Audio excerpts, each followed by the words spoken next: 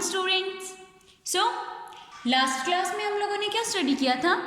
Last class में हमारा जो chapter number 5 the lost identity जो चैप्टर था वो हमारा कंप्लीट हो गया था एज अ रीडिंग पोर्शन और as a question answers portion.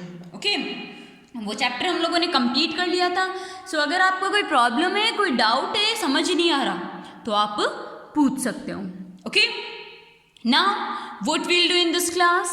In this class we'll start our next chapter. Okay, our next chapter is chapter number 6. इस class में हम लोग अपना नेक्स्ट चैप्टर जो चैप्टर 6 है वो स्टार्ट करेंगे। Crop of pearls. Crop of pearls मतलब फसल किस चीज की? पर्ल्स की। मोती होते ना, मोतियों की फसल। ओके, पर्ल्स मोती होते, मोती मतलब जो डायमंड टाइप होते हैं ना, हीरे जवाहरात मोती ऐसे बोलते हैं ना, वो। तो क्रॉप ऑफ पर्ल्स मतलब मोतियों की फसल। ओके, सो स्टार्ट करते हैं अपना चैप्टर नंबर 6। देखते हैं इस चैप्टर में हमें क्या बताया हुआ है, क्या हमें यहाँ सीखने को मिलता है। ओके, सो स्टार्ट करते हैं। Once there was a king, एक बार की बात है, एक राजा होते हैं।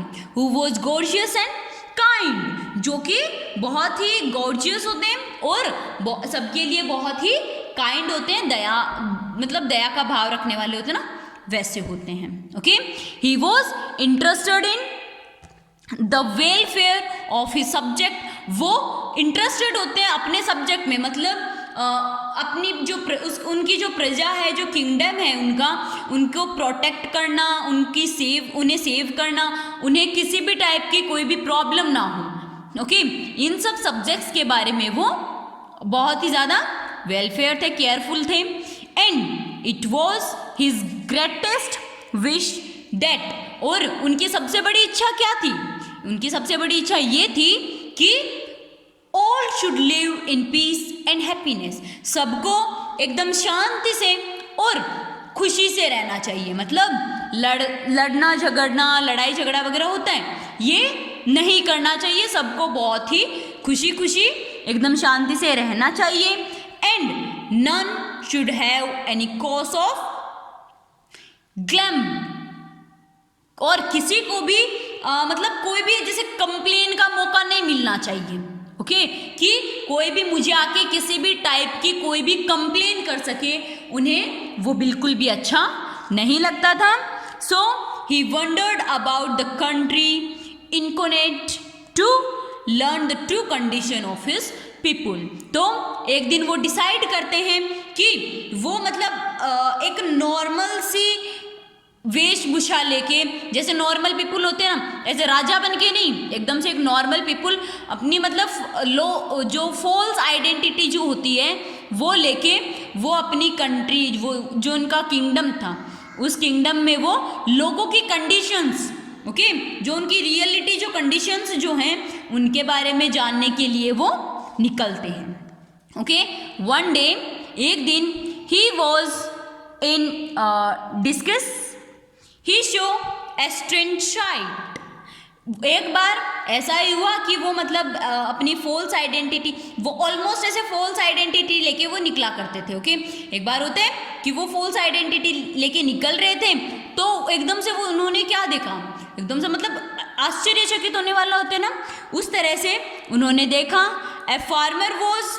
vigorously plucking his field, एक फार्मर जो है वो बहुत ही फोर्सफुली अपना जो खेत जो है, अपना जो फील्ड जो है उसे प्लक कर रहा था, बो रहा था।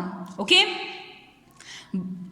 बट पर instead of a pair of oxen, पर बैल के पेयर की बजाय he had yoked a woman to the plough, उन्होंने मतलब एक बुजुर्ग मतलब सॉरी जो ऑक्स, जो बैलगाड़ी, जो बैल जो लगाते हैं ना, प्लग करते हैं, अटैच करते हैं हल के साथ, तो उसने हल को मतलब हल के साथ ऑक्सन को जोड़ने के बजाय उसने एक औरत को अटैच कर रखा था, मतलब औरत उसे आगे से खींच रही थी एंड वो खेत को प्लग कर रहे थे। Okay, the king's blood boiled, राजा का खून खोल गया, मतलब खून गर्म हो जाता है ना, वैसे गुस्सा आता है, वैसे राजा को गुस्सा आ रहा था। He could barely control his anger. पर उन्होंने अपना गुस्सा बहुत ही मतलब कंट्रोल किया, मतलब होते हैं ना गुस्सा कंट्रोल नहीं होता बट कंट्रोल करने की ट्राई करते हैं, ओके वैसे उन्होंने कंट्रोल किया। व्हाट आर यू डूइंग, तुम क्या कर रहे हो? ही डिटरमाइंड शार्पली, वो बहुत ही शार्पली पूछते हैं कि तुम क्या कर रहे हो? हैवेंट यू एनी ऑक्सन, क्या तुम्हारे पास बैल नहीं है? Why are you making this woman drag your plough, तुमने इस वुमन को क्यों प्लग करने के लिए मतलब ड्रैग कर मतलब इसे ड्रैग करने के लिए तुमने इस वुमन को क्यों अटैच कर रखा है इसके साथ? सी इज माई वाइफ, ये मेरी पत्नी है, मेरी वाइफ है। Quietly replied the farmer, farmer चुपचाप आंसर करता है कि ये मेरी पत्नी है, ओके योर वाइफ, तुम्हारी पत्नी? स्क्रैम्ड द किंग, राजा जो है वो एक चिल्ला के बोलते तुम्हारी पत्नी है ये। What do you suppose a wife is, तुम क्या सोचते हो एक वाइफ क्या है? A slave of or a beast of burden, क्या तुमने ये सोच रखा है कि जो वाइफ होती है ये एक बर्डन होता है, एक मतलब काम करने के लिए जैसे नौकर होता है, क्या तुमने नौकर समझ रखा है? क्या तुमने एक बर्डन ले रखा है इसे? द फार्मर रिप्लाइड, तो फार्मर जो है वो रिप्लाई करते हैं you can afford to talk like that, तुम इस तरह की बातें करना अफोर्ड कर सकते हो। You rich people will your horse and carrot did not know how poverty entails, तुम अमीर लोग जो होते हो ना, तुम लोगों को गरीबी के बारे में कुछ नहीं पता, तुम लोग अमीर हो इसलिए तुम लोग घोड़ों पर आते हो, मतलब जो रथ वगैरह होते हैं घोड़े वगैरह होते हैं उन पे आते हो, उन पे जाते हो, तुम अमीर लोगों को गरीबी के बारे में कुछ नहीं पता, okay. I have become so poor, मैं बहुत ज़्यादा गरीब हो गया हूँ। That I had to sell my oxen, मैं इतना गरीब हो गया कि मुझे मेरे बैल जो थे वो भी बेचने पड़े। टू मेक एंड्स मीट, मतलब यहाँ तक पहुँचने के लिए मुझे अपने बैल भी बेचने पड़े थे। But a farmer must till his land to earn a living, पर एक फार्मर के लिए उसकी ज़मीन काफ़ी होती है जिंदा रहने के लिए, कमाने के लिए उसकी फार्मर के लिए ज़मीन काफ़ी होती है। So I have asked my wife, तो मैंने अपनी वाइफ से पूछा to do the job of a bullock, इस मतलब यहाँ बुल्लॉक की प्लेस पर वर्क करने के लिए। सी इज़ नॉट कंप्लेनिंग, पर ये कोई कंप्लेन नहीं कर रही है, ओके।